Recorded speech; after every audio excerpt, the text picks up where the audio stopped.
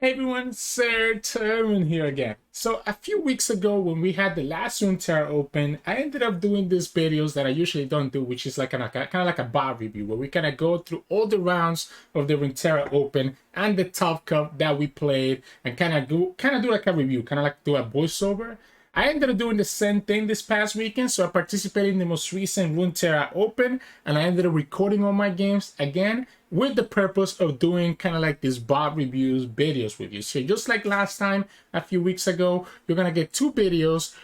Pretty much the first part of my Runeterra Open, which is gonna be today's video, and then my second part of the Runeterra Open, which is gonna be tomorrow's video. Now, this is gonna be the first game, but before I jump into that, just real quick, the lineup that I ended up bringing to the Runeterra Open this past weekend was Scouts, Teemo Yuumi, and then Nilah and Janna. Now, the idea with my lineup was just to kind of have pretty much even of the feel, that pretty much be more or less even against most of the meta, right? Like all three of these decks are very powerful. Janna, Nilah, and Scouts going into the Runeterra Open were literally some of the most, like I think the top two most played decks and some of the most powerful decks, because they just have such good matchups into a wide range of things in the meta.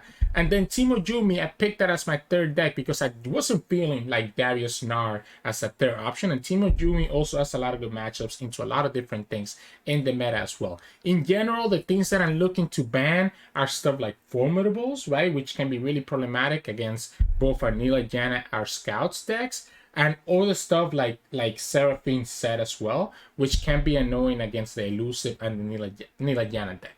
But on the flip side, I have a pretty even matchup against the opponent's Nilah Janna. I have a really good matchup against like Ashe.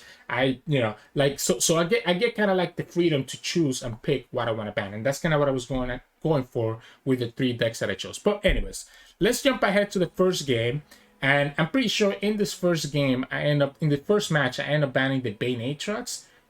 Just because, again, I feel pretty confident in my matchups against Ashe LeBlanc especially.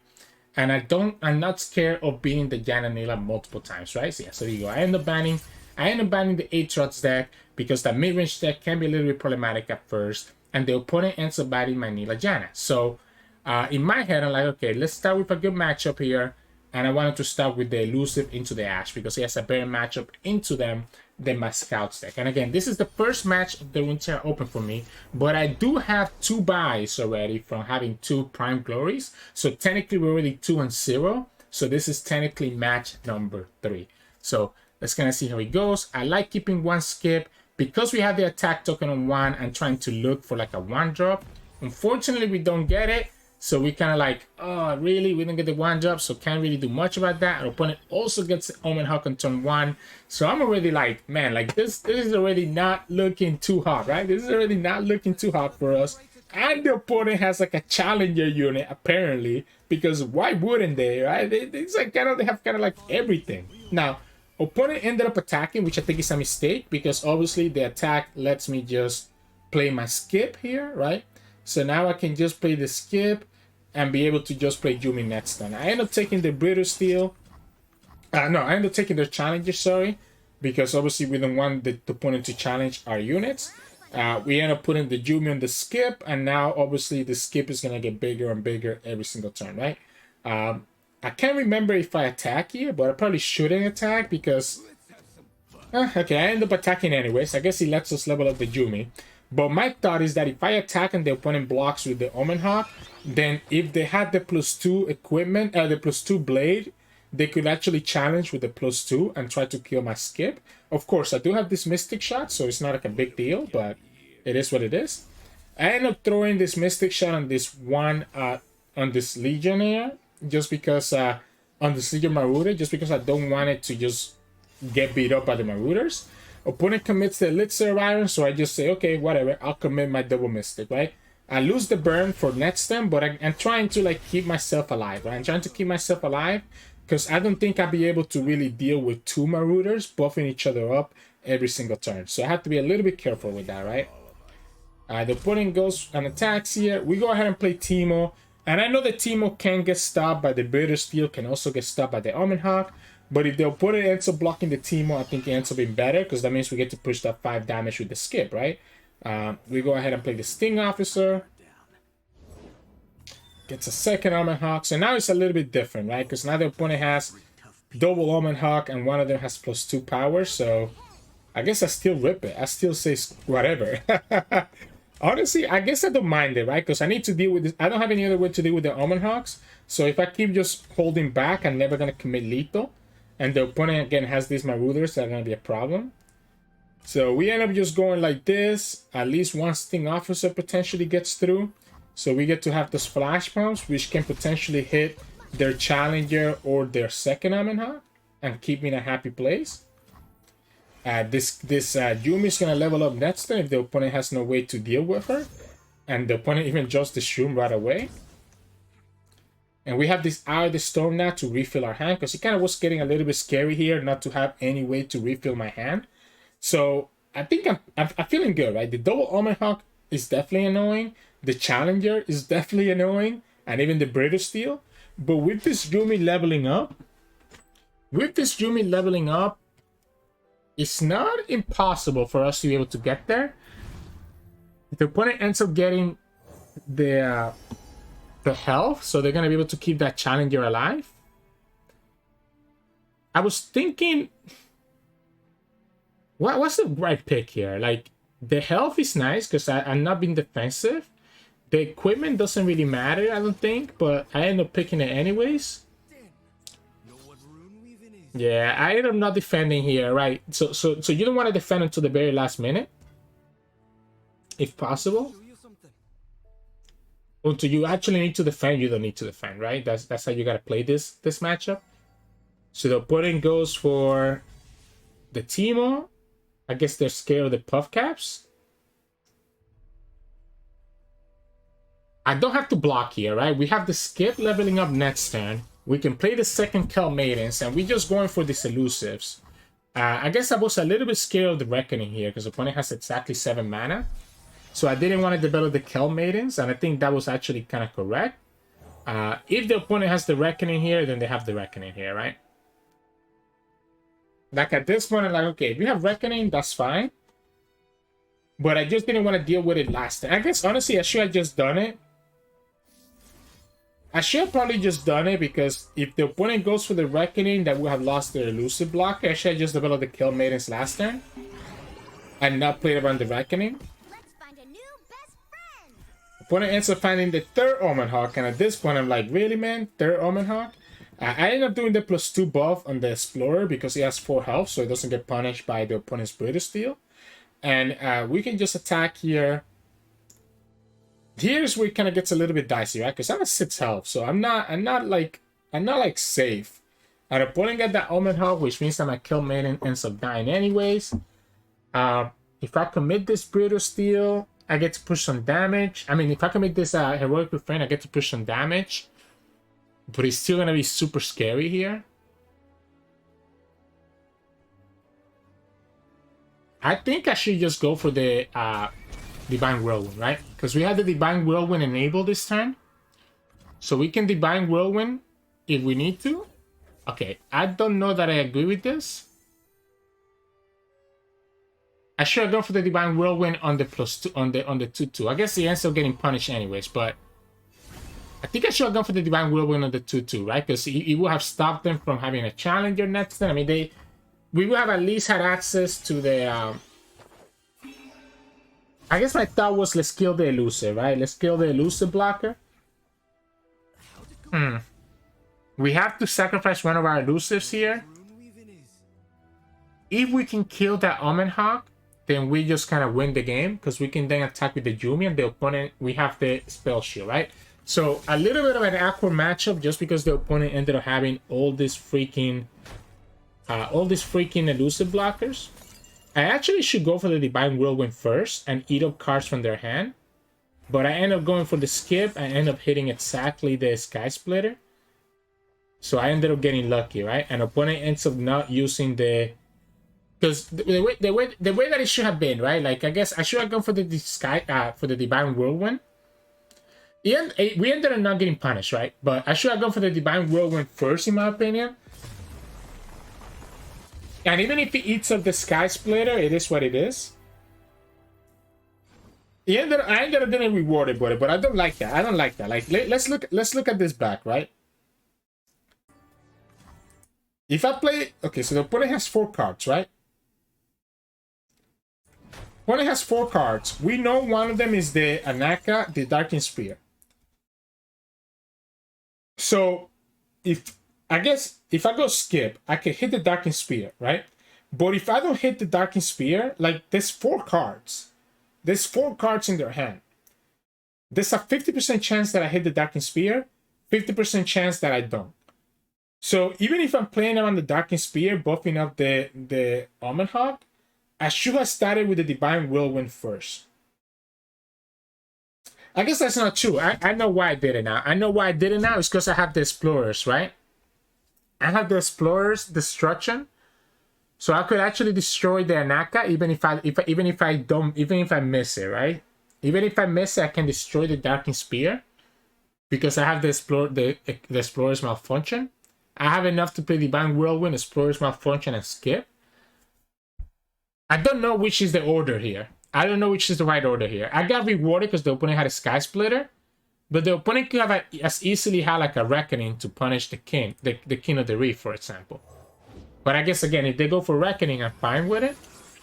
But we get the Sky Splitter, and we get to go for the Divine Whirlwind, and end up getting the advantage, right? So now we won with the Elusive, and now we have the Scout versus Janna, Nilah, or the other deck, right? So the opponent ends up picking the Ashe again, right? So we go against Ashe one more time, and let's kind of see how this one goes. So we get a decent hand in terms of like a lot of like early units. And with the Inspiring Light, I don't think it's actually a bad hand either. I'm debating here whether I need to go for like a Misfortune, or am I okay kind of going for this more aggressive? Because the way that you kind of want to navigate this matchup is that you want to go super aggressive with like a bunch of units, right? You want to go super aggressive with a bunch of units. I end up getting my Sculpture anyways, so it ends up not mattering. Sorry, I end up getting my Misfortune anyway, so it ends up not mattering. We can drop the Sculpture here and I guess go Misfortune at this point, and at least we can get the trade against the Omen Hawk for free next turn. Oh, an opponent even open attack, so we don't have to worry about Glory Seeker to kill our Sculpture or our Omen Hawk or our Fleet Feather. So I think here we definitely just develop Misfortune, right? We develop Misfortune. She has 4 health. We get the trade with the Fleet Feather, and just push damage. The beautiful thing here is that even if the opponent plays a LeBlanc, I think I just pull the LeBlanc and attack everywhere. Because again, against Ashe LeBlanc, you want to just push a ton of damage. It's a Marauder, so we just push the Marauder because I just want to push this damage with my Misfortune, right? I just want to push this damage with my Misfortune. You want to just put a lot of aggression into the opponent, get rid of all their blockers, and just kind of like pull, push, right? Push. That's all you want to do. Here we have 2 options. We can go for the Scout, or we can go Sculpture plus Broadwind. I probably should go for Sculpture and Broadwind here, to be honest, because the Broadwind doesn't get punished by the opponent's what's it called? The opponent's freezes. But we end up going for the Navigator instead. So now we don't have a challenger for the LeBlanc. And again, I think that was a mistake. I think that was a mistake on our part. But I end up just committing to it. The opponent also has a good blocker here. The opponent goes for the Bloody Business, so we don't even get the extra damage from having the Misfortune. Yeah, I think if I went for the Duran Sculpture into Broadwind, could have been slightly better, but I guess ends up working out here because we end up having the 3 attack. But now, like, we don't have a challenger, right? We don't have a challenger. There's no reason for us. The problem here is that the Sculpture. The problem here is that the LeBlanc levels up, right? The LeBlanc is gonna level up, so we actually cannot attack with anything except for the Scout and the Broadwind. So the reason that I kind of order my attacks like this is because if the opponent blocks here with the Marauder, Even with the blank levels up, I still have 5 power here, so I push the damage here. If I do it the other way, opponent can block the Browin with the Marauder and then kill the Sky unit for free. Opponent ends up taking the damage and going to 6, which is kind of crazy to me. But if they have enough units to survive this, then it actually ends up working out for them. I think we ended up kind of being a little bit greedy last time. I think we could definitely gone better. I also think at this point we should just go wide instead of like going big, right? So I think we want to play Quinn here. And for some reason, I'm debating playing the Elmhar. I guess I need to block here. I do need to block here because this the blank levels up and the opponent also gets the Marauder to go to 6 power. So I do need to block here regardless, because I need to be able to block at least one more. I can sacrifice my Browin into the Marauder.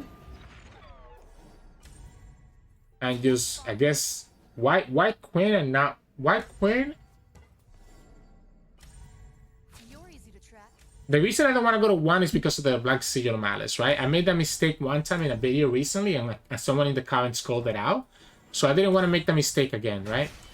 This is a weird game. This is a weird game. I'm having a hard time evaluating my plays here.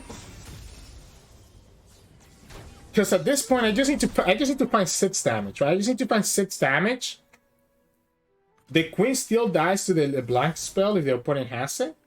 The open attack doesn't seem correct here, so I just end up going for the Scout. But the problem here is that now I get punished by an Icebell Archer. A Reckoning punishes me as well. There's so many things here that punish this develop, right? And there you go. The opponent gets the Icebell Archer. Now, we could pull with the unit anyways, and still go like this. But if the opponent has a Harsh Winds and a Brittle Steel, they get there, right? Because they can go Brittle into the Queen, Harsh Winds into another one. Actually, they just need a Harsh Winds. They just need a Harsh Winds and they get to live at 2. So if they have a Harsh Winds here, they just get to live at 2 HP with the LeBlanc block. And that's why I think we kind of ended up being a little bit too greedy with the plays that we did. Even that turn where we did an open attack with our scouts and lost on the extra damage with the Misfortune, I think could have potentially been better off for us. We could have killed this LeBlanc if we had developed that Browin instead of the Navigator, right? Like if we could have gone Duran into Browin into a Navigator, we could have had a Navigator having an we could have had a units with the Navigator having an extra 2 HP and being able to actually challenge that LeBlanc. So this step, and the opponent gets the Harsh Winds. The Queen pushes the 4 damage. The LeBlanc stays alive. And opponent just goes down to 2 HP.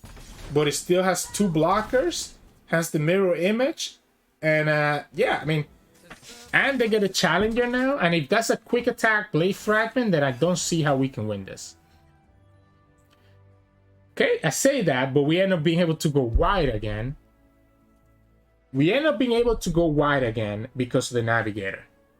So they get the quick attack fragment. So that lets them trade. I have to block the LeBlanc, so I lose one of my units. This is unfortunate. This is unfortunate. We need to block with the Jenny, because we know if the opponent has a rally that they can rally again with Challenger and Quick Attack. So they can rally again with the Challenger plus Quick Attack. So we need to block with the Jenny so that the Jenny doesn't just die for free next turn on the rally attack. The problem is that if the opponent has the rally, they have the mirror image anyways. So they're going to be able to rally twice, and we just end up losing no matter what, right? Yeah, we need to just give them the Quinn here. And I think I see it. Yeah, I think I end up seeing the line here. We have to give them the Quinn. We can go wide again, but again, if the opponent has the rally, there's no way for us to beat it because the opponent gets to rally twice with the mirror image. And there you go. They got the rally. They got the rally as well. If they didn't have the quick attack, if they didn't have the quick attack on the on that 1 drop, maybe on that 2 drop, maybe, because the opponent would have one less attack here, 1 less blocker as well. But it wouldn't have mattered, right? Because we just have we just lose all our units here, and the opponent gets another mirror image for next turn.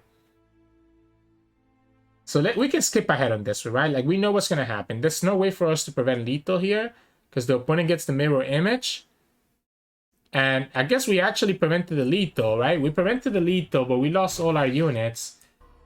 And on the next attack, we can go and have the brow win, but the opponent just goes for mirror image here and gets the rally again and just wins again, right? So like, the moment that the opponent had the rally and the LeBlanc, he ended up being okay. Our mistake, again, was all those turns ago where we decided not to develop the brow win, because that brow win ended up not having challenger here.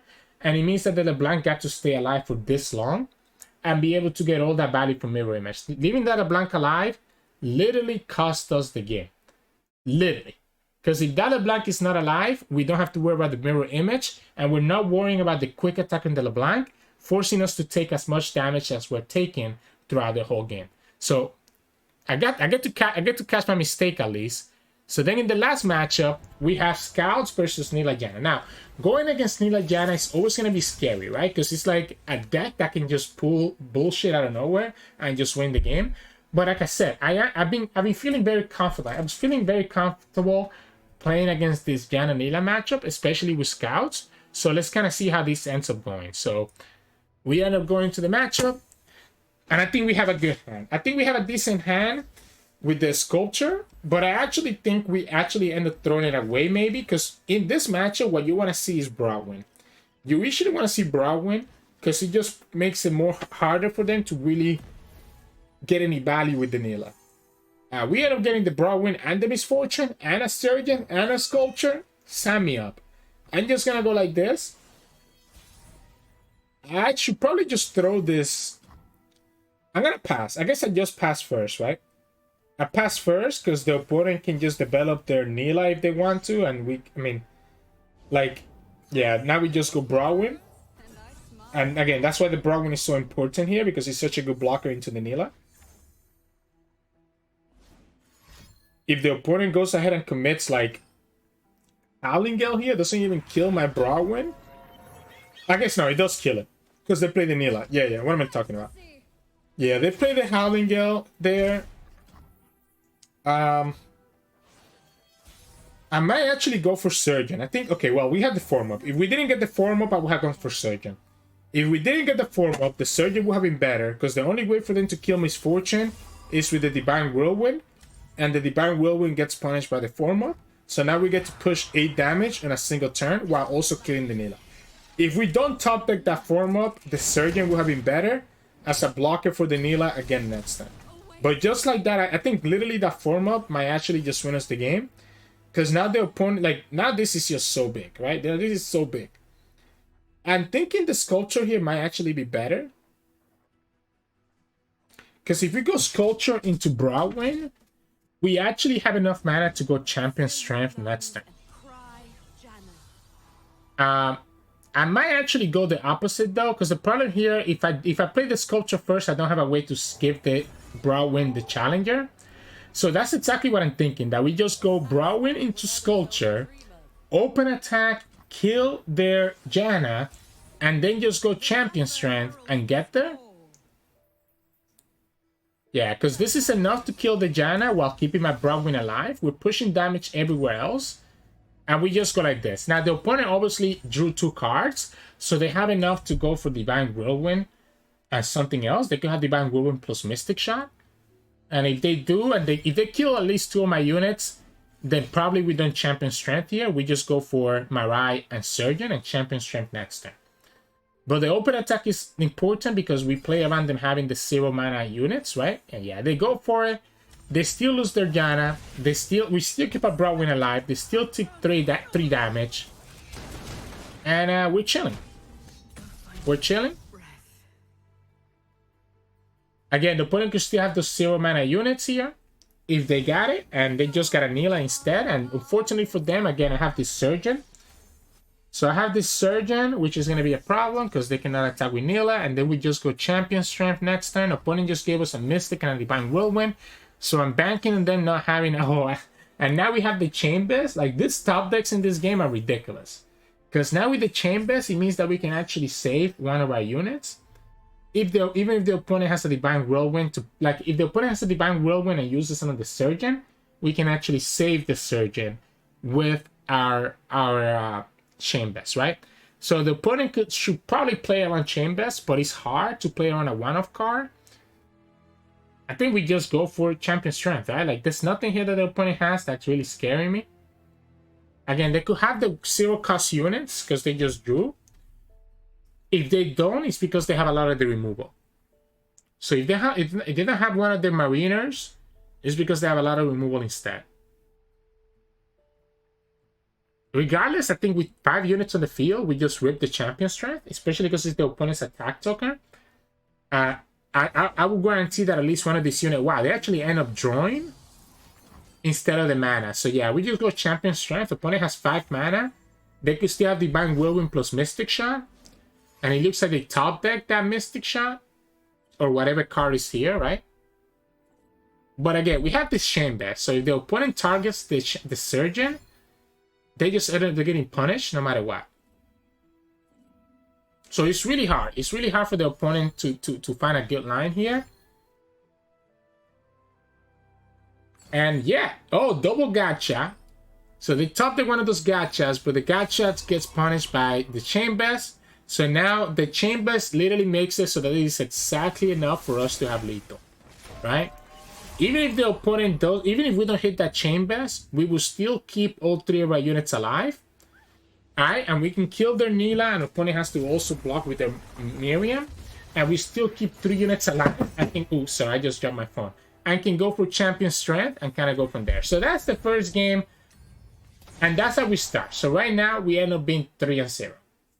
So let's go and see how game 2 looks like then. So now we go to the second match. And this time, we're going against Teemo Yuumi, Formidables, and Jarvan Shen. Now, Jarvan Shen, like this lineup is super scary against us, right? Because again, we kind of have 2 bad matchups against the Formidable deck, right? With the Scouts as well as the Nilah Janna.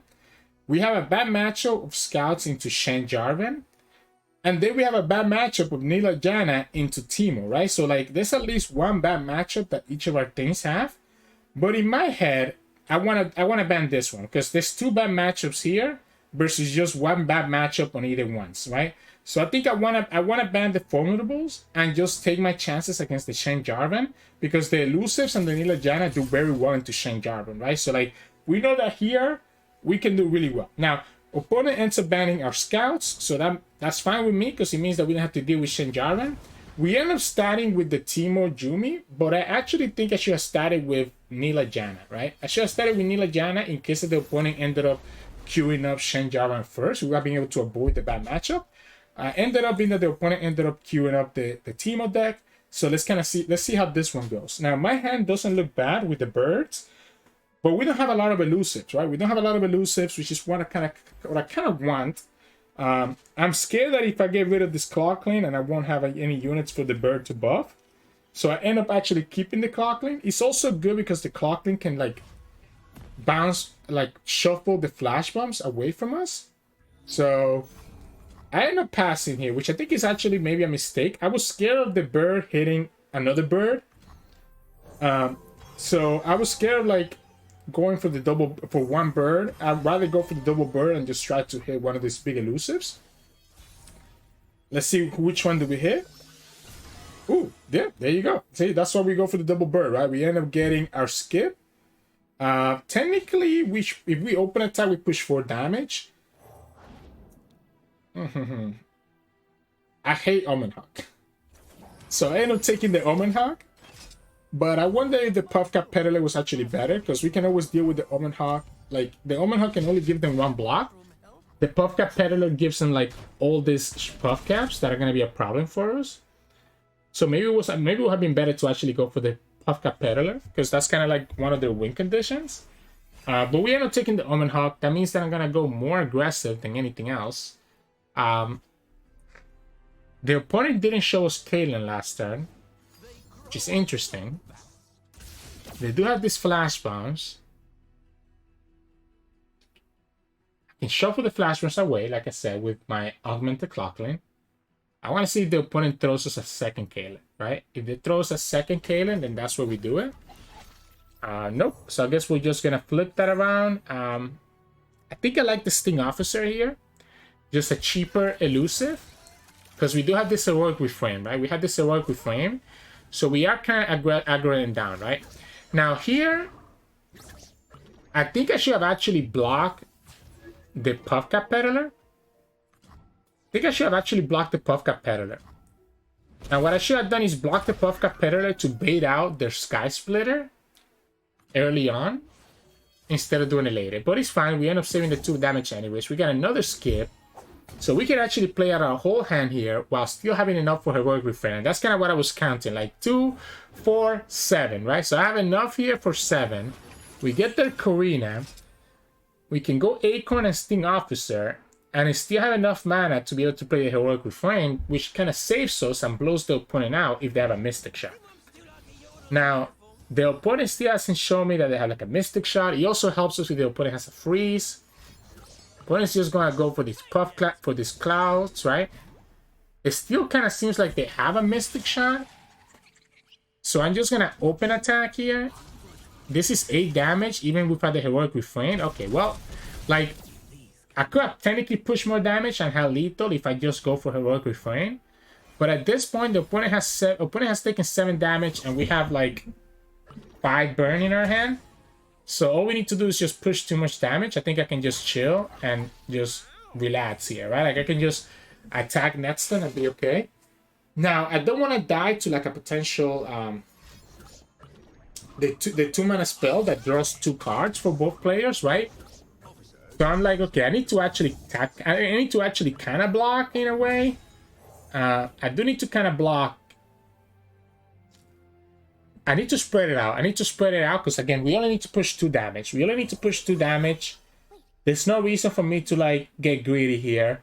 We can beat a freeze with the Heroic Refrain. We can block with both of the skips if we want to. And still be in a decent position. Because I'm scared that if the opponent has, like if the opponent actually has the,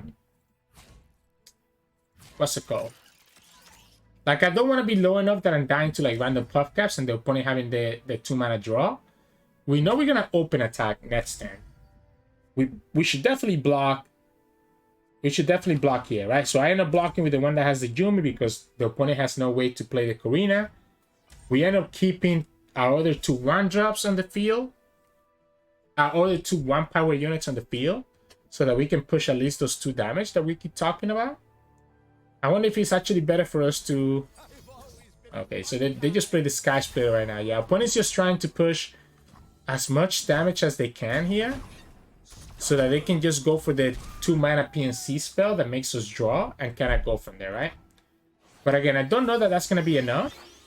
Because we just open attack here, and if the opponent has a freeze, okay, and we draw the Divine Whirlwind anyways as well. So now we literally have all the burn in our hand. So we can just open attack here. We have the Heroic Refrain to beat a freeze. So the opponent goes for Harsh Winds, and then we just Heroic Refrain on those 2 units as well. It puts them out of range of Brittle Steel because they're both going to have over 4 health.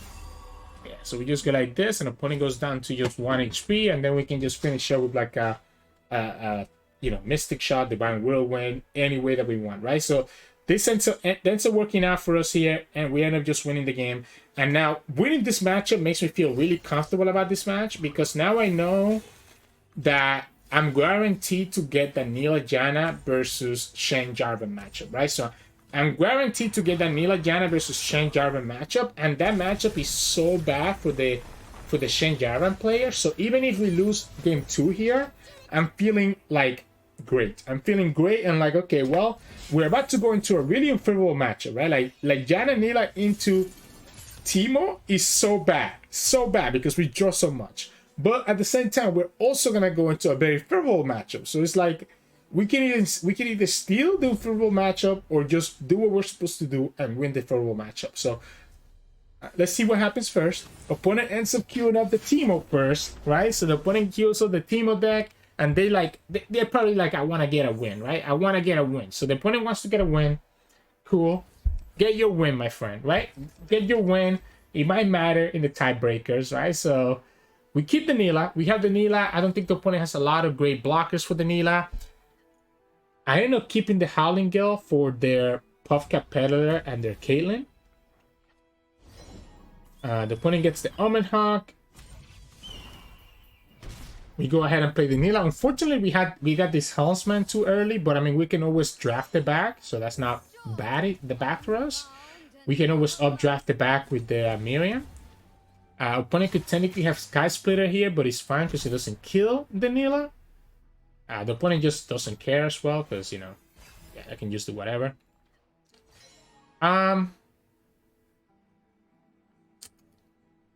So, Well, what have we here? I end up going for Divine Draft into the Caitlyn. And then going Miriam to refill my spell mana. And then going Howling Gale. And I don't remember exactly what I did because that's exactly what I'm going to do right now. Because that's exactly what I would have done anyways, looking at my hand. So the game plan here is that the opponent can only save Caitlyn with a Sky Splitter and not an Elixir of Iron. So if the opponent has the Sky Splitter, they save her. If they don't, they lose her. So now we get to push an additional 4 damage. And now this match, right now, I'm feeling good here. Like right now, I'm feeling really good. Like this looks great to me. What I probably should have done is honestly, I should have just gone for the Eye of the Storm. But I do have these flash bombs, right? And I think I remember this misplay as well. Check this out. I put it on the Nilah, and then we get a flashbang on the Nilah. So now the Nilah dies to a Mystic Shot, right? I should have actually put it on the Miriam, to be honest. And the reason I want to put it on the Miriam is because Nilah is the unit that the opponent wants to kill. So if the opponent had actually gotten, like, it was a little bit unfortunate that we hit that flashbang right there, right?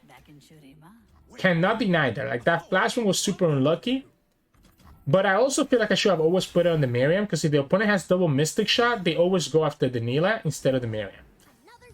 Luckily for us, we do get this elusive blocker, so we're able to just stop that Teemo anyways. So the Teemo cannot attack.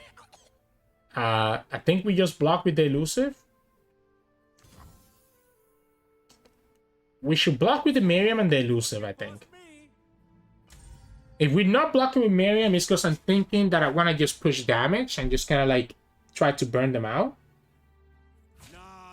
If I go like this, then I'm committing for the heavy metal to kill their 2-drop. Their 4-drop, sorry. Alright, so the opponent goes for Puffcap. Ooh, that's good for us. So we can go heavy metal and kill that now, right? Opponent ends up not having any health buffs. So that means that they don't have a Sky Splitter or Elixir of Iron. Because if they had Elixir of Iron, they would have just done it there to save their team up. So we get to push 5 damage. And again, this is looking decent for us. The problem is that we have 3 slipstreams on the top of our deck, right? So you usually want to kind of scatter the slipstreams, but we end up getting all 3 slipstreams. Now at this point, opponent plants the Corina. And I think I let them plant it, and then I just draw everything with the slipstream. Right now, and I have to play the slipstream now, right? And unfortunately, we drew another slipstream. Yeah, I think we just go slipstream, and just get all this. Ooh. Is this a tempo play? Is this a tempo play? It has to be, right? I think it has to be. I guess we gotta go Miriam, and then Nilah. And then Nilah will have been leveled up, but my hand doesn't look too great. So I'm down to just play for this tempo here. We get the Divine Whirlwind and the Gacha, so we have good ways to deal with their units. We don't have a blocker unless the opponent lets me play this. Okay, I just press OK here, right? I don't want to take that damage, though. I don't want to take that damage from the Corina. My thought here is that I actually should just play that Janna. Because I think I'm thinking of playing the Nilah here. I should have played that Janna. If I can play Janna, I think I like it because it gives me a lot of... Ooh, I have to drop this Nilah. I have to drop this Nilah. Her being leveled up is just so good, right? Her being leveled up is so good for us. The question is, do we throw the Janna down, right? I should have probably gone ahead and thrown this Janna down. We cannot block the 3-2. We cannot block the 3-2. Why Divine Whirlwind here? So I think the reason that I go for Divine Whirlwind here is because I'm thinking I want to just burn them out. So my thought is like Divine Whirlwind now before we lose it to the temple. But if we play Janna, we just get so much draw that we're easily able to get the Divine Draft again, right? That Divine Whirlwind again. And we end up losing out on the discard, right? We end up losing that. So we end up losing out on the discount from the Janna by not playing Janna here. So that was just a misplay, right? That was just a straight up misplay on my part. We do get the Nilah attack here. Opponent, we need to have a second Sky Splitter. We get the Hellsman. We get the Hellsman. We don't get any burn, right? We don't get any burn, which makes me sad. You just open. You have to just open here, right? You just get your 2 damage. Well, it's a technical potential 5 damage, right? It's a technical potential 5 damage. You're forcing the opponent to have a Sky Splitter or a Freeze. But I'm a little bit sad that I'm not drawing any Mystics or the Howling Gale or the Divine Whirlwinds. So they found the Elixir of Iron finally. I should actually, I think what I need to do here, right? Because we committed to going for the burn, what I should have done, what I should do here is go Helmsman into Pool Shark. I think I need to go Helmsman into Pool Shark. The other option is just killing this guy now before the opponent gets a lot of Puff Caps in our deck. Okay, so I end up doing that. That's good. We know we have the Howling Gale in the Helmsman pool. Yeah, so we go for it. We go Divine Whirlwind and we go Howling Gale. We go Divine Draft. I guess actually Divine Draft is better. It still kills their unit. Still kills their unit and does some extra damage to the opponent's Nexus. This is close. For an unfavorable matchup, this is actually so close. We should put the Pool Shark down, right? Because the Pool Shark, putting the Pool Shark down is an extra card that we get. And it's also, like, there's no chance of us getting the Pool Shark back into our deck. No, I'd go for Nilah. So this is so bad because now we get like 1 less draw. Why did I go for Nilah? At this point, we just want to draw our burn. Because we're gonna die to the Puff Caps. We're gonna die to the Puff Caps no matter what. We just needed our burn. We just lost out on an extra 2 draw. Technically, I guess an extra draw. Because we got an extra draw with the Pool Shark being on the field. Ah. We should have also just gone for the Hail Mary here. We should have gone for the Hail Mary and gone for the draw. Because yeah, we should have just gone for the Hail Mary as well and gone for the draw. I think I don't know what I was doing there that game. I'm not gonna lie to you guys. I just threw that game, right? We had the unfavorable matchup and we actually had the chance to win it and we kind of more or less threw it. Now, we ended up not drawing our Mystic shots, which made me pretty sad, and I think maybe I was just tilted. We didn't draw our Mystic shots or our other 2 Divine Whirlwinds, right? But still, like, we should have just played for our outs and played that Pool Shark down there, right? Because did we actually draw the Pool Shark again? We ended up not drawing the Pool Shark again, but still, like, we shouldn't have allowed that. But anyways, this matchup is so favorable for us that I'm just like, okay, you know what? We lost the favorable matchup when we were just this close to stealing it, but we still have this very favorable matchup for us. There's no way that I lose this, right? There's no way that I lose this. I like the Divine Draft because it can kill their 1-drop, but I end up throwing it away anyways because I end up not liking the fact that I don't have Temple or Nilah or Janna, right? So I end up trying to mulligan for Temple, Nilah, or Janna. I don't get any of them anyways, but at least we get the Big Crash and we get the Hellsman. Okay, we get the Temple, so that's good for us. Temple is good. Temple is good. Because if we can get this Temple down, I'm just chilling. So here, if the opponent gives me... Okay, if the opponent were giving me a unit, I would have probably just gone for the Mystic. One with the land. What if we... We just Mystic this, right? We just Mystic and Big Crash? I don't like the Howling Gale just because we can save Howling Gale for the opponent's Shen, but we end up using it here anyways on the Kinku student. I don't know that I like that. I don't know that I like that. I think we should have just saved that for Shen, right? Because we kind of worry about like their units, or not just Shen, but also like their dragon, their Screeching Dragon would have been better use of that. Yeah, so the opponent gets Shen, and now we don't have the Howling Gale. We can play Pool Shark here because we have the Sunken Temple to bounce everything back. And even if we opt to not play Sunken Temple, we have Miriam. Okay, we get the Marina, we get the Out of the Storm.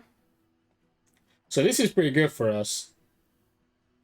I guess we cannot play the Marina, right? We cannot play the Marina because we only drew one card. We could do it if we go for the Miriam draw. But it's just Temple, right? We just drop Temple down. Like, you just play Temple and just... You get so much value out of this Temple, right? You get so much value out of this Temple. Yeah, we can block here, sure. And at this point, I just worry about Jarvan, which I just gave the Jarvan like an extra level up condition because I ended up blocking the Shen. Okay, we get to play that Pool Shark again, give us another blocker. We get the Nilah. The Nilah is not leveled up yet because the Slipstream only takes it to 15. We could go Miriam into Slipstream and that will get us there. But I have to worry about the single combat, right? Let's go here. I think it has to be Slipstream into Miriam, right? I think it has to be Slipstream, Miriam, and then okay, well, now I'm committing to killing this, right? Now I'm committing to killing this because the opponent ended up finding the barrier. So now I cannot actually play my Miriam, my Nilah.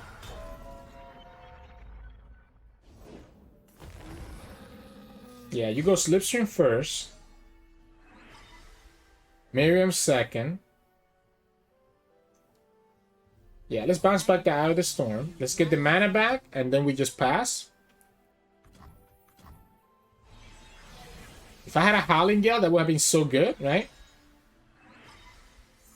We get the Nilah leveled up, so this is like...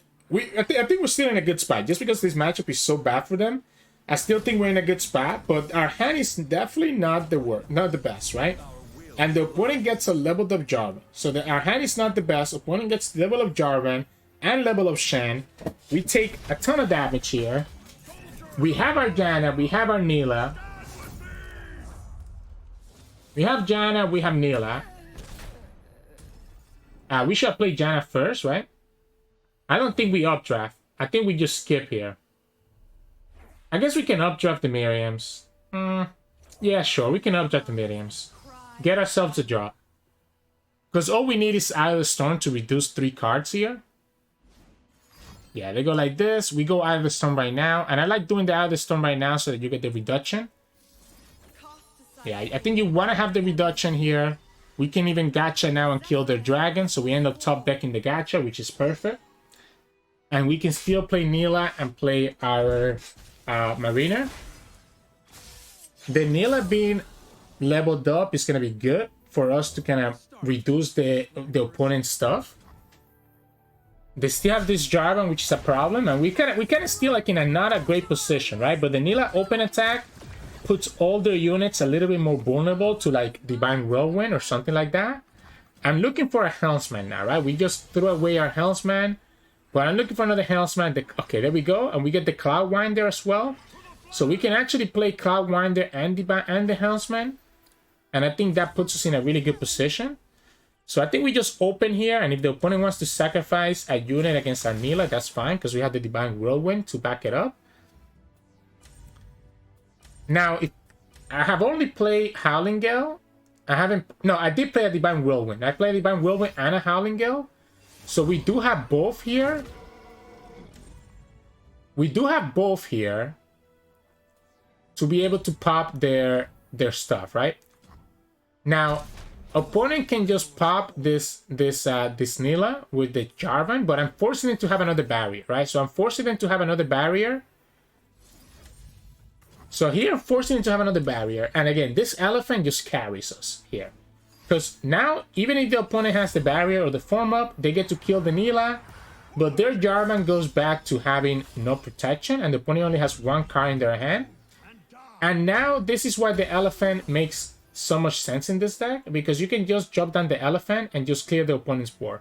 And I think I'm like double checking that I do have the spells that I have used. Yeah, and I did use the Howling Gale, remember, right? So I'm like, okay, great. We have the Howling Gale and the Divine Whirlwind. We can pick the Divine Whirlwind here, and we pick the Howling Gale, and now we can clear both their champions. And I think opponent just loses the game here. And again, once we have this temple on the field, I don't know, I did play one at a time in case of the opponent has another barrier. They end up not having another barrier. That's why I said I needed to have that elephant. If I don't get that elephant, we would have still been in a little bit of trouble. I mean, I guess we have the Howling Gale. We have the Howling Gale in our hand. So we could have still killed their Jarvan and just develop our Janna or something. Right? Like, we could have gotten a lot of draw because we also have that Cloud Winder that costs 2 mana. So we could have literally played the 2 mana Cloud Winder and still have a Howling Gale to kill their Jarvan. Because really, the Jarvan is the only big threat that the opponent had. Like, everything else was whatever for us. Yeah, and like here we just go Slipstream. And now we can just kill both the units. We can just put the Howling Gale first, yep. And this is just game, right? Like opponent just ends up losing the game now because of the tempo, just giving us all this value. And we never have to worry about anything else in this game. We can play the Miriam here for draw. We don't need the mana because we're already like a full mana, right? So we can just play her for draw here. Give us that extra draw next turn. And we have 2 units to present lethal with. And we get 4 cards to get us another Divine Draft or something else. We end up top decking the Nilah. So I just say, let's just play the Nilah. Opponent only has 1 card. Even if they have single combat, we have another Nilah after that. And that's the game. So actually ended up being a lot closer than I expected. But again, once we have the tempo on the field, this matchup is just so much easier against those Shen Jarvan players. That there's not a lot that the Shen Jarvan player can do. So that was match number two. But again, because we have the Prime Glories, we actually are 4-0, right? So let's go for our next game and see how this one goes. And this one, we end up going against Foretto, and it's against Shen Jarvan, Formidables, and Scouts. So kind of the same lineup that we just went against. Right? It said that it's not, there's not killing Teemo, instead it's at Scouts. This makes me feel better because I know that my Nilah Janna is a little bit unfavorable against Scouts, but it's a lot easier to steal a game here against Scouts than it is to steal a game against Teemo. So same thing, we're just going to ban the Formidables because, again, 2 bad matchups. Opponent ends up banning our Elusives, and then we just start Janna Nilah. And the reason I want to start with Janna Nilah is because I don't want the opponent to queue up Shen Jarvan first and potentially beat our Scout game, right? We want to make sure we get a favorable matchup against Shen Jarvan. Opponent doesn't start with Shen Jarvan, ends up starting with Scouts. So let's see what happens here, right? So another Janna Nilah gameplay video. It's kind of what it is what it is, right? Like opponent's gonna let us play this Janna Nilah, we're gonna play it. We have the Temple, we have the Aftershock, we have the Miriam. Like this is a pretty good starting hand. By the way, the Aftershock is a last-minute addition that I added to this deck to kind of help us in the mirror because we were planning to play against the Janna Nilah mirror most of the tournament, right? Actually ended up being a little tech that I feel like a lot of people ended up adding in all the regions, right? So we can go like this. We can play Miriam at this time if we want to have blocker, so we can just pass because we have this. We have the Howling Gale and we have the Aftershock. Okay, we end up playing the Miriam and just getting our mana. It's cool. Gives us the blocker, and it still gives us the 6 mana next turn to play Howling Gale and Aftershock if necessary. We'll pass, right? I mean, the 2 damage is nice, but it's what it is. Yeah, so let's go Aftershock here. We want to save the Howling Gale. I think the Howling Gale is better for play around like form up if the opponent has a misfortune. The downside here is that I don't really have anything great to play next turn. So I don't have anything good to play next turn unless I get a Janna. We have the Temple for turn 5. We have the Helmsman. We can always just drop down this Divine Whirlwind. That way we have it in the pool for the Helmsman for later.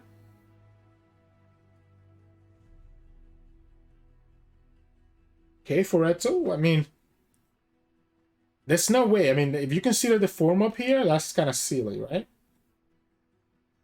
And maybe I should have attacked on turn 2 because of that. Because if the opponent actually uses their form up, I would have been happy with that because it's less form up to protect their units.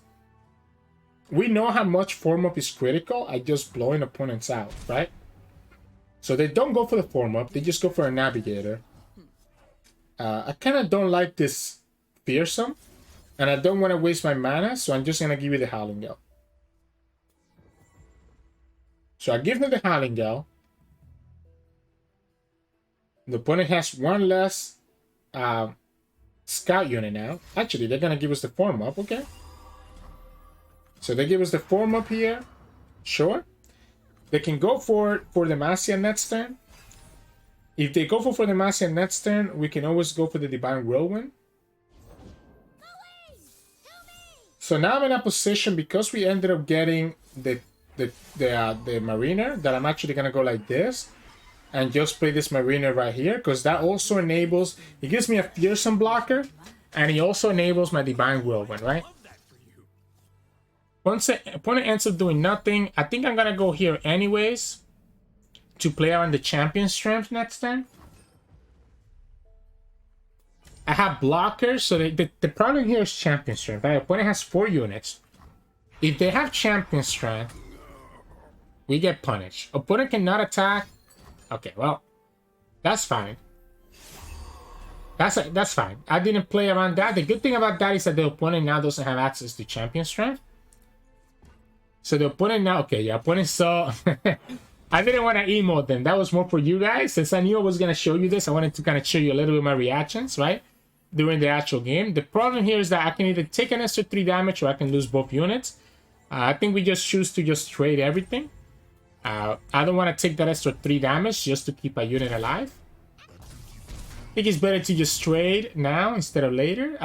The problem here is that we could play this Sunken Temple, which I think is free to play Sunken Temple. But I end up choosing for the Helmsman, which I think actually is a better play. I'm glad that past me saw this line. Because the Helmsman gives me access to 2 cards. Divine Whirlwind and Howling Gale. And it lets me just... It gives me a blocker and it lets me get rid of 2 of their units. So this is a lot better than Sunken Temple for that reason.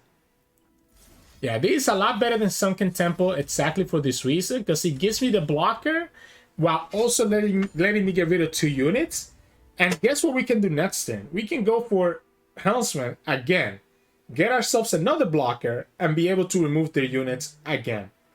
So I think this is definitely better. And we end up playing around the form up by pulling the units in the correct place. No reason not to attack. I guess no, there is a reason, right? The opponent could have form up. If they have form up, they could kill that there. But again, we just get to play another Helmsman here and do the same thing. Howling Gale and Divine Whirlwind. Maybe actually Out of the Storm is better in this scenario. Because the Howling Gale is slow speed. So if the opponent has like a for Demacia, we're not killing the Poro anyways. But I end up taking it regardless. We go Divine Whirlwind on the 2/2. If the opponent has Champion Strength, I'm okay. Because I mean, if the opponent has form up, I'm okay. Because we still have 2 blockers, right? So good thing I didn't attack last turn because the opponent had the form up. It would have gotten rid of my blocker. We can go ahead and just form up. We can just go ahead and pop the Sculpture, right? We still have a good blocker against the Poro. So we still have a good blocker against the Poro regardless. Let's actually... Yeah, I choose to take this, right? I choose to take this because I know I can block both anyways. I guess it doesn't matter. Yeah, I guess it doesn't matter. We can just block. We can just block. Now the opponent knows that whichever one they attack with, they're gonna potentially lose one or the other. I block the Poro because it gives me the blocker, right? So it gives me the blocker, so it makes more sense to do it this way. The question here is the Sunken Temple? I like the open attack here because we beat a form up. Okay, yeah, I think it has to be Janna, right? I don't think we can Sunken Temple here. It could also be Cloudwinder, so we have the blocker. But I kind of like this Janna and just bounce back the Temple, right? I'm gonna bounce back the Cloudwinder. Yeah, I don't think so, right? Because you want to have the Cloudwinder, you want to have the blockers. I think we go like this, and we keep this Mystic. And I use the Mystic now, just be mana efficient. And use it on the Elusive so that we don't have to worry about it. If the opponent has a 4-mob, the Elusive is still not killing us. So we have blockers for both the units. Technically, one of them is Scout unit, but we end up getting enough units here that we end up having enough blockers, right? Now, this is still scary. This is still very scary. Because the opponent actually has enough. The problem is that if they go for the Demacia here, we have enough to just play blocker, blocker, blocker. Right? So we can block, block, block. The opponent only has 2 units with the Scout. We have enough to just block everything, even if we lose our whole board. So the champion, the Demacia ends up being a little bit unfortunate for them. We end up going like this. We end up drawing 3 cards, and once we put the Temple, it's going to be 5 cards next turn. And the opponent loses one of their units, and we don't take any damage. So again, the Helmsman play, the double Helmsman was so important at getting rid of their board and giving us those blockers that have just given us life. Like this game was actually super freaking close because of that. And luckily for us, the opponent didn't have it for Demacia. We get a way to kill both their units. I think we should take it, right? We should take it and just play around the Demacia. Yeah, we just go like this. Sorry, we play around the Champion Strength. Because now if the opponent goes for Champion Strength, we can Mystic on the stack to kill their Scout unit. And still be able to play any blocker that we want. We can go Nilah here. And the Champion Strength does nothing for them. Because again, we can just go for Mystic. We can go Mystic into the Jenny, so that Divine Draft, the Divine Draft and that Mystic ended up being super clutch here. Otherwise, we would have been a little bit worried about this this Jenny, right? Yeah, so we can go Cloudwinder. Opponent doesn't have Challenger in their unit, so there's no way for them to actually kill this here. Then we go Nilah. Their thing goes down to 3 health, so it can block the Nilah, but they just end up losing it. And we should just pass here, right? Because that's an extra draw. And we're just looking for a 2 damage burn, right? 2 damage burn. And there you go. We get the Divine Whirlwind.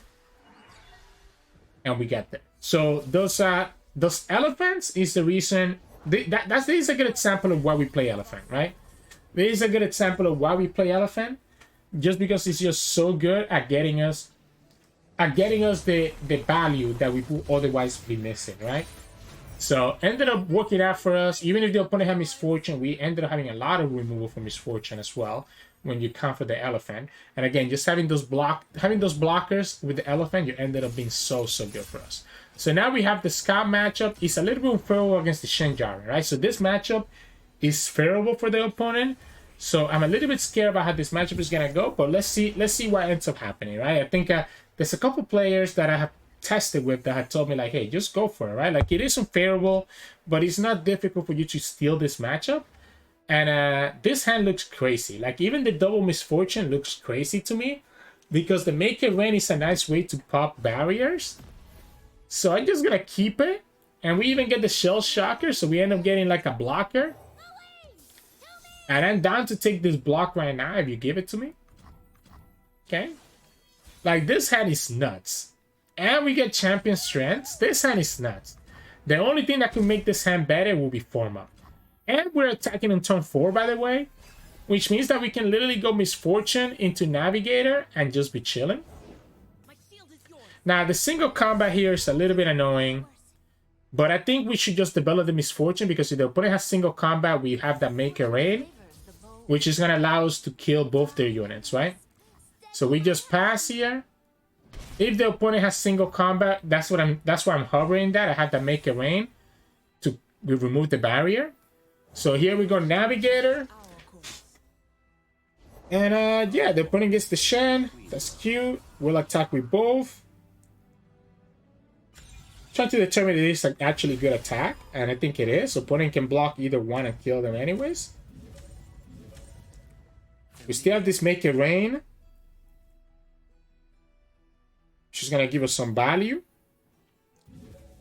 Opponent goes down to 2, which means that if they wanna, they cannot block with the Shen anymore. I have to be worried about form up, so I don't think I can attack with Misfortune. I think I have to threaten this Misfortune level up. Because we have the Queen, I'm okay attacking with my Scout unit. Just try to put pressure into them, right? Just try to put pressure into them. The Shen, leaving the Shen alive is a little bit weird. I mean, the opponent doesn't have Jarvan next turn just yet because they're on mana 5. So this has to be a Screeching Dragon for them to really get any value. And if they play Screeching Dragon, how bad is this? How bad is this Champion Strength? I think we just Champion Strength. Yeah, the only punish here is a single combat. Otherwise, this Misfortune is going to level up because we have the Scout attack. So yeah, we just go for it. We just go Champion Strength. Literally on turn 5 right away. No single combat. And if they had it, they probably would have used it all those turns ago when they had the barrier on the Caretaker. And yeah, hovering for you guys that I have that 4, right? So that's why I did it. Our opponent might have the form up here. That's why they're attacking with the Shen. If they have the form up, I'm still happy trading with the Shen. If they pull like this, it's even better for us because now I can actually block with the. I should have blocked with the Navigator. I should have blocked with the Navigator here because we beat the form up. At least keeping my unit alive. Opponent didn't have the form up, so we just go here. Yeah, I should have just blocked with the Navigator, but it doesn't matter. We end up getting our damage here. And then Misfortune gets leveled up. And I don't care that the Misfortune is going to die to the Screeching Dragon. Misfortune gets Overwhelmed. And that's it. You guys remember when Riot removed the Overwhelm from Misfortune? And then they ended up bringing it back and still giving Champion Strength to Demacia? Like, this is actually nuts. Right? Like, this ended up being such a nuts game. And we end up just winning the match, right? We end up winning the match 2-0 by beating the unfavorable matchup. And technically, both matches were unfavorable because Scouts is a little bit favorable against Janna and Nilah, and we won that. And then we won the Scout versus Shen Jarvan, which again is also technically unfavorable for us. So we ended up winning. And now we're 5-0, right? So now we're 5-0, and I'm just chilling, right? And I'm chilling. I'm like so happy. I'm like, woo! And then we go to match number 6, and it's gonna be against Kit Kat, right? So technically match number 4, but match number 6 because this will put us 6-0. Because remember we had the 2 buys. So here we go against Elusives, Overwhelm, which I think is a Warding of the Tribes deck, and then Nardarius. And here I take a while to ban because I'm pulling up these decks on like lore stats and trying to figure out which is my best ban, right? I know that this is a good matchup against here, but Scouts is a good matchup against that. So I don't know if this is the right ban or if I just ban the Elusives because we can, want to be able to win with our own Elusives. So I ended up going almost to the last second, just looking the stats, right? It takes me a while to find the ban here, but I end up settling on banning the Elusive so that we can just beat it. We can just beat their Overwhelmed decks instead, right? So we end up trying to ban the Elusives, and we end up starting with Janna and Nilah, which again, I know that the Darius Gnar deck has a good matchup against Janna and Nilah, so I probably should have actually started with Scouts, right? Because I think Scouts has a better matchup into the Overwhelmed decks. But that's fine. We end up starting with Janna and Nilah, and let's see what happens here. So, Big Crash is not bad. I should probably just hard mulligan Big Crash. I think I want to look for my Janna, Nilah, and Temple. We get Temple, at least. This is a Warden deck, right? I'm pretty sure there is a Warden deck. So what I have to do is try to beat them before they get to the Warden turn. I don't know if that's actually going to happen, though. So, let's see. I don't know how likely that is to happen for them to for us to beat them before the Warden turn. But let's see. I mean, it is a deck that has a lot of burn, so it's not impossible. We get the Nilah, so that's a good start, right? Nilah with getting those slipstreams down there is gonna be good. But I end up taking the draw here. Huh. Interesting. Why? I ended up not developing the Nilah. I guess I wanted to block, right? I wanted to block and take the trade. It disables some damage here. If the opponent has the Sky Splitter, I want to eat it up right now. Right? So if they have the Sky Splitter, I'm okay eating it up right now. Use up their 2 mana. There's a consideration that instead of the draw with the Miriam, I should have gone for the mana. That would have actually put me in a much better spot. Because I could have just gone ahead and put the Mystic on the Overwhelm, right? So I think it had to be the mana. I think I had to upstream, get the mana, and just Mystic Shot. It would have kept me a little bit short-handed in cards, but it would have allowed me to just kill this Overwhelm unit so that we wouldn't have to worry about it for the rest of the game, right? Because now there's always going to be a threat that we have to worry about if the opponent actually finds the buffs for that unit. I think we just dropped the Nilah. Yeah, I mean, okay, if the opponent gives me the Overwhelm right here, I'm actually cool with that. We just drop the Nilah and just go Temple next turn, right? You don't spend any mana here. Come on, Sirturmund. Don't spend any mana. Okay. Yeah, I think we just go Temple. Actually, you know, let's just open attack first before the opponent finds like a Brash blocker. So we open attack here. If opponent has another Sky Splitter, we lose the Nilah. No, just let it die. Just let it die. Just let it die. Yeah, just Temple. Just Temple. Just Temple. Okay, okay. Woo! I got scared. Chat. I got scared that I was gonna like just throw, right? I think we just develop Temple here and just start running the wheel. We have to start running the wheel here. Unfortunately, I think I actually commit the Howling Gale here. Again, I think these Overwhelms are the biggest threats to us. And opponent has already shown us 2 Sky Splitters, so I think I like this Howling Gale. I think I really like the Howling Gale. Yeah, I think the Howling Gale was huge. Here we go, because now we get Mariner, we have Gachas, we have Divine Whirlwinds, we have ways to kill everything that they throw at us. Just play the Marina. Yeah, play the Marina first. Play the Marina first. You can get rid of that Overwhelm unit. Isn't this getting old? I think it's worth it. If we go Whirlwind and Gacha, we can go Miriam and then Steel goes for the Slipstream, right? So I think we go like this, and then we go Miriam, Updraft, get mana back, and go Slipstream. I get punished by the Rite of Negation. I completely forgot about that one. The Rite of Negation punished me. But here's one thing, right?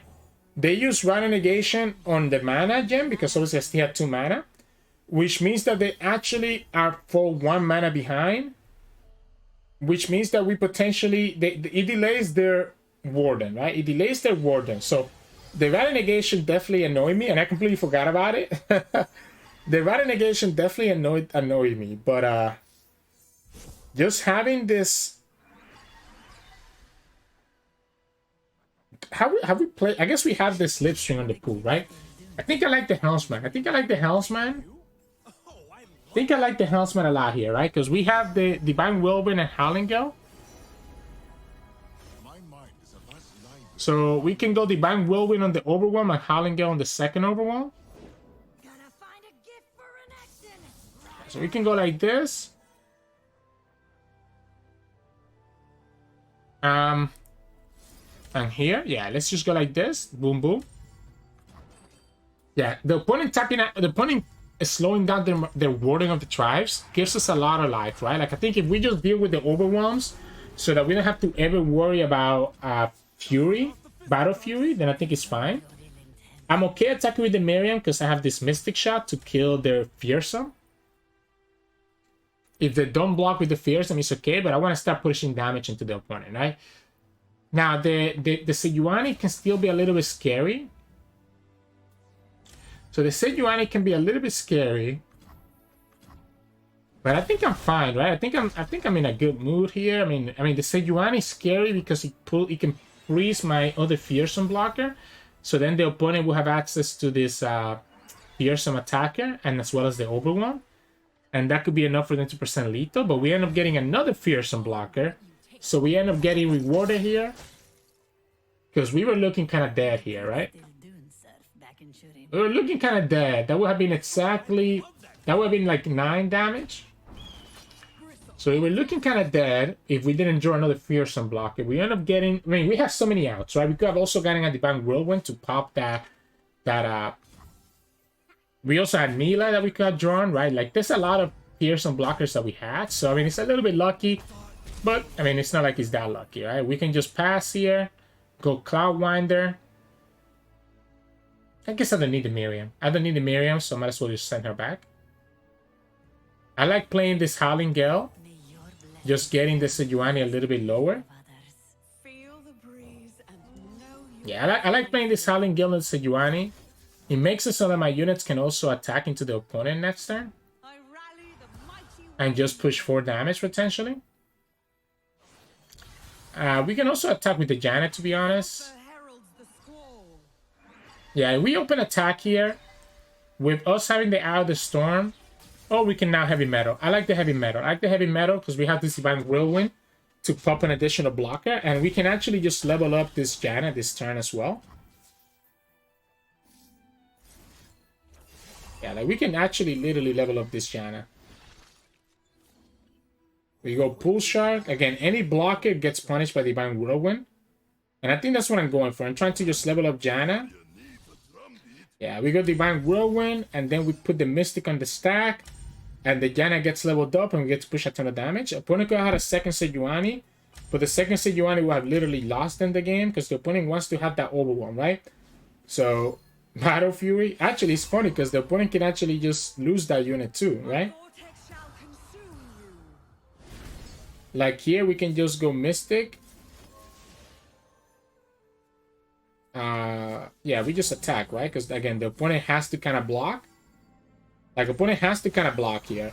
So they're gonna lose, like they have to lose their unit anyways, even without us playing the Aftershock. Like this is lethal, no matter what, this is attack lethal. So we end up finding the line for the lethal. I end up just winning the game. Because what I was thinking is that if we Aftershock and Mystic, we could have attacked with our 4-power unit. And that also would have been lethal as well. But I think either way that we did it, it was going to be lethal anyways, right? So now we have to win Scouts versus these 2 Overwhelm decks. Again, we have a favorable matchup against Darius Gnar, so I'm feeling good there. But I don't know how this matchup goes against Sejuani and Renekton, especially because the opponent has access to this vulnerable, right? It's very likely that they have access to its sauce. And potentially even the Renekton spell as well. So I'm a little bit scared here of how this matchup will go, but let's see how we pilot it. So we end up getting Chain Best. I don't think it's necessary in this matchup. I have the Champion Strength and I have the Marai Warden. I don't think you need it, right? I don't think we need it, right? So we have the hand to go pretty wide. We have the hand to go pretty darn wide. So we can literally go Broadwind. I mean, we can go Fleet Feather. The Sejuani is a little bit annoying, but we can literally go Fleet Feather. I actually think playing Broadwind second is better, so that we can make sure that we get the Challenger and the Broadwind on our next turn. Because I think I want to play a more board presence game here. Right? So I want to play a more board presence game here. So what we should do is just play Broadwind.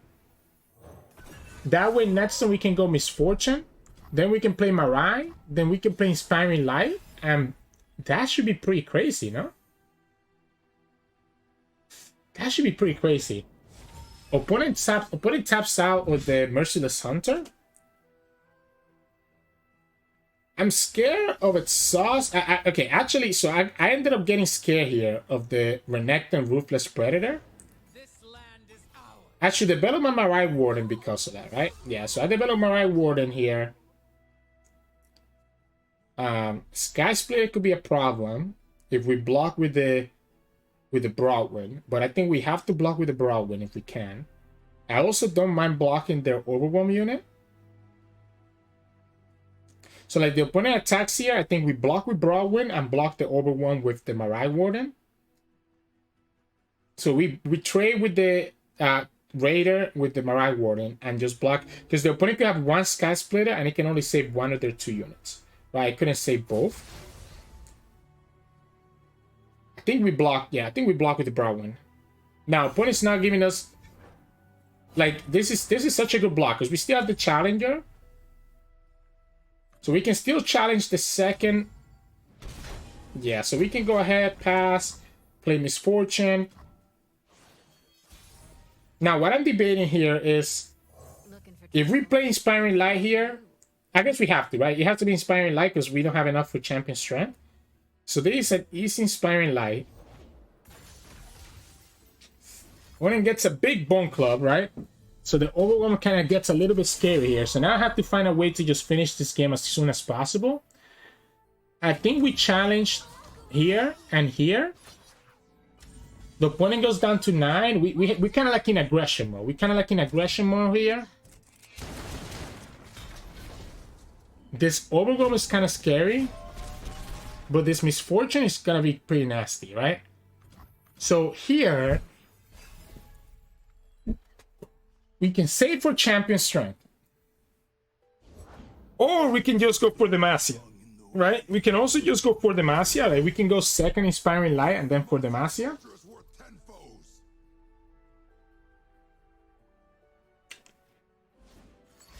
Oh, the opponent got that sauce, so they're able to trade. That's nasty. That's nasty. That's a very nasty at sauce. That hurts. That one hurt. And they had the second one. Okay, I was wondering, I was like, what happened in this game? Like, what? Because I think we actually lose this one. I was wondering why we lost. And now I remember why. I the double exhaust to get rid of my board. So that now my For Demacia or Champion Strength are not really that good. Ends up getting them enough value to potentially get there. They also get rid of my Challenger, right? So we don't have enough, like... This is hard. This is so hard. So what do we do here, right? Like if we just go Champion Strength, we get punished by a Sejuani, right? If we go Navigator, we can go for Aspiring Light, but it's not really getting us anywhere.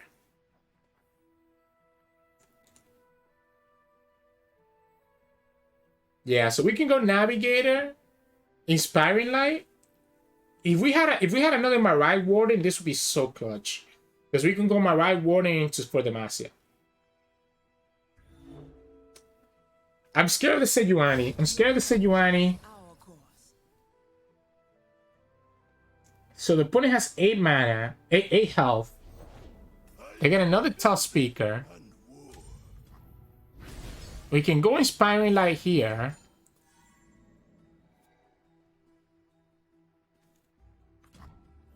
Okay. If the opponent gets to... We should have passed. We should have passed. I see the line now. We should have just passed and gone Champion Strength next turn. We have enough units to block the Overwhelm. Because now what happens is that I don't have a good blocker for their big Battle Fury. So Battle Fury, we have put this up to 16, right? So this could have gone up to 16. 16 minus 5 is 11. I guess it would have been enough. Now, I guess the Battle Fury always kills us. The Battle Fury always kills us, right? So we cannot pass. If the opponent has Battle Fury, they just put Battle Fury here. And even if she has 5 health, it would still be enough, right? So I guess I had to put pressure. I had to put pressure. What if we just open attack with everything? What if we just attack with everything at once? That would have been 3, 6. Opponent could have survived at 1. Opponent could have survived at 1. If we attack with everything, they still could have survived at 1. Which wouldn't have been enough. The play had to be not attacking with the navigator.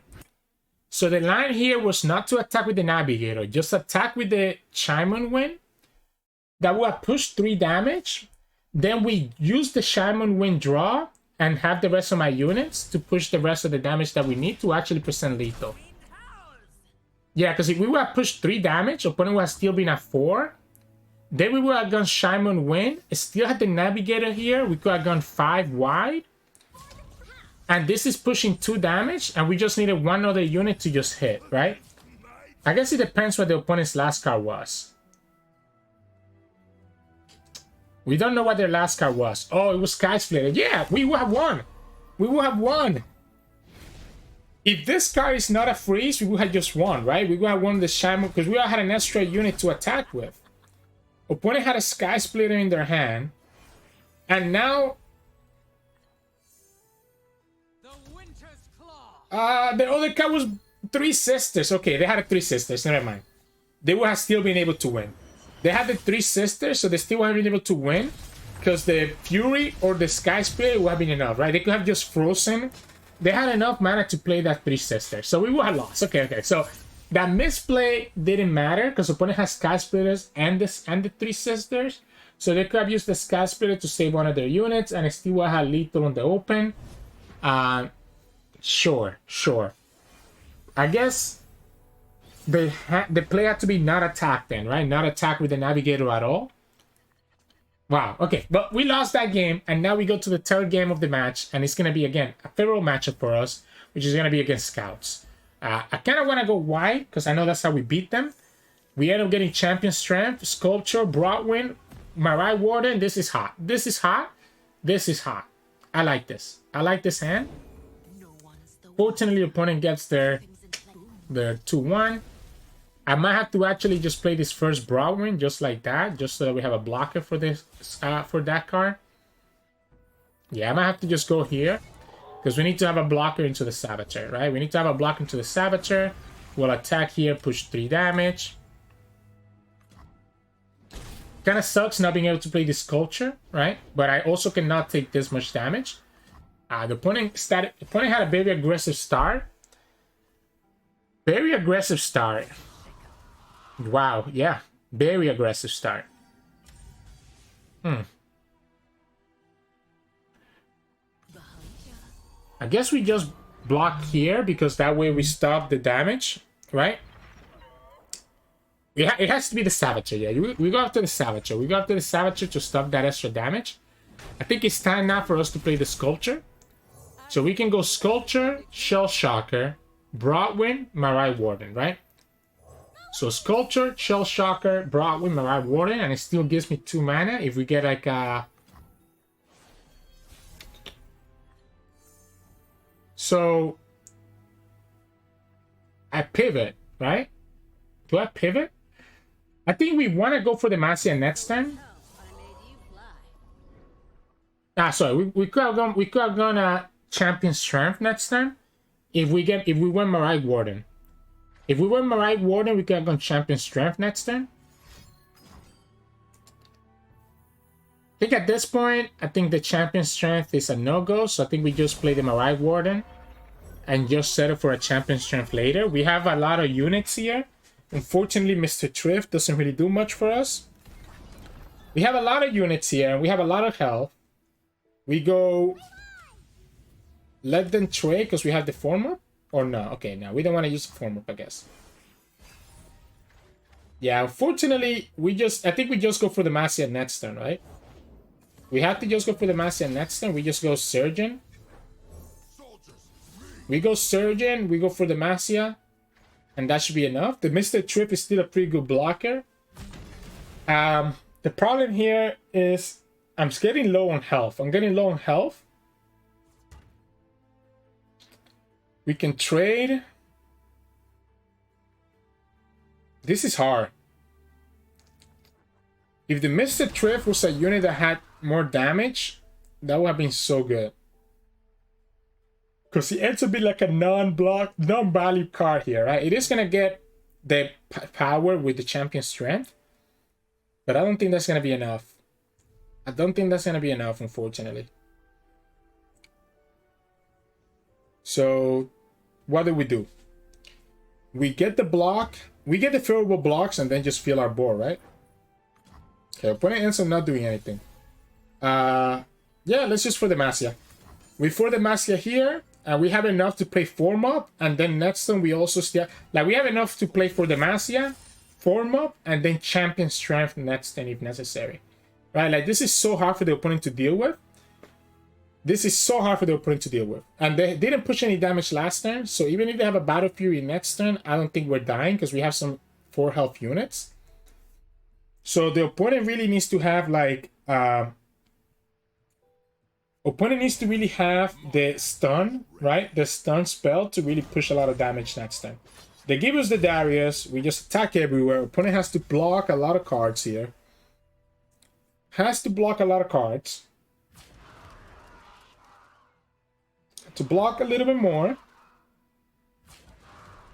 Unfortunately, we don't have enough to have lethal with the form up, so we can just save the form up. So with the form up and the Mr. Thrift being 4 health, I think we're in a position where we're not losing to an open attack Battle Fury, right?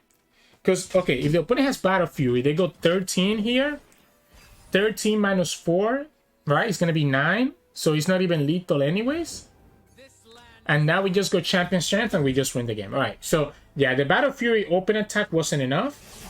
And we end up being able to get that Champion Strength and the opponent has no pressure that they can do. I do need to watch out about the... they have the stun spell, right? They have the stun spell that I need to watch out for. So they can stun one of my A health units. But that's still not going to be enough because we have the form up, right? Because we have the form up, even if they have that stun spell, it's not enough. We also have the form up. We get to trade everywhere, and we just chill. We just chill. So we end up winning the matchup, and we end up going 6-0, right? So now, right now, at this point in the Runeterra Open, we're 6-0. So we need to get to 9-0, 9-1, or 9-2 to make it to day 2. But you're all gonna have to wait for those games tomorrow, because this video is already over an hour long. So this is the first 4 matches of my Runeterra Open. All of them took a while, was a lot of 2-on-1 wins, but so far I'm undefeated. So yeah, hope you enjoyed the games today. If you did, make sure to like the video below and subscribe to us. We post LOR videos every single day. You can also join our channel and become a member. We have 2 tiers, Champion tiers and Gladiator tiers, each with the different perks that you can check out below. You can also find us on Twitch at Tuesday, we stream every now and then, and also on Discord and Twitter. The links to those are both in the description below. Thank you so much for watching. Hope you enjoyed the longer bot breakdown, and I'll see you again tomorrow for part 2 to see where our journey continues with the Runeterra Open. Enjoy.